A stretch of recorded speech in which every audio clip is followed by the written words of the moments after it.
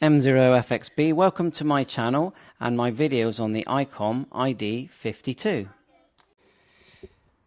M0FXB, so firmware download, it's not a big one. You're going from version 1.40 to 1.41 on the 9th of July 2021. So we'll read what it does. Added the set item to detect the microphone PTT operation during transmission other than the microphone PTT operation.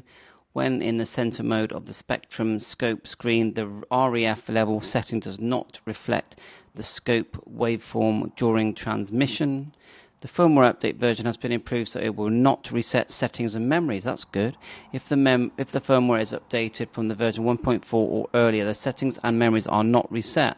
However, if the firmware is reverted to 1.41 from a later version, after 1.41, the settings and memories may be reset. And then it gives you the instructions here. So I'll put a link in for this. And so let's download the firmware. So scroll down, click accept, and then download.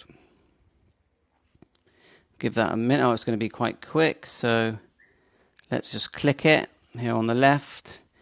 And then it's always the same file. Let's just close this. So I'm just going to copy this. See if I can can I send it to the E drive? No, so I'll just copy it for now. Let's just, hold on a minute. It's the data file called 1.41. No, it's not going to let me. Let's extract it then. We're going to extract it to somewhere I'll find. So we're going to have ICOM 7300 somewhere. All these millions of files I've got. Probably went straight past it 5 times. There it is there. ICOM 7300. Going to click OK. We know the number of it. So let's just close all this down. Right, so let's go back to our file page. Like so. Now this is showing we're going to find there's the E drive that we're going to put it in. So we need to put it here. So what we're going to do is just find the file. So I just searched here at the bottom for ICOM 7300. Click it, and then send it to E drive. Okay, and then we'll go back to the E drive. Just here it is here. And there it is there. And then my experience is you just move it up until it vanishes. Didn't vanish. There you are. And now the radio should see it. If it doesn't, we'll move it into one of these files. But let's put that in the radio and see what happens. So let's safely unmount it by right-clicking USB E drive and selecting eject. And then it's ready to put in our radio. Okay, so we're at the radio. We'll turn it on. 1.4 here, 1.40. So we've already got an SD card in. Let's just go to menu, settings, set, scroll down to SD card.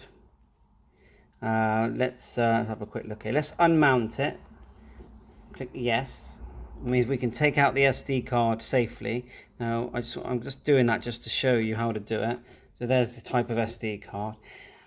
So before you put it in the computer, you should if you put it into the radio for the first time ever, you need to save settings to it, and otherwise it won't have the files on there you need to transfer things to. Anyway, so we can safely put it in because we've unmounted it.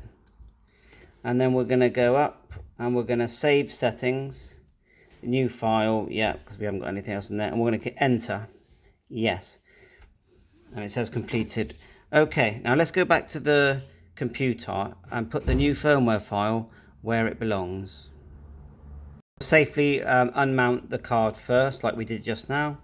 Unmount, yes, and we can take it out safely. We don't have to turn the radio off.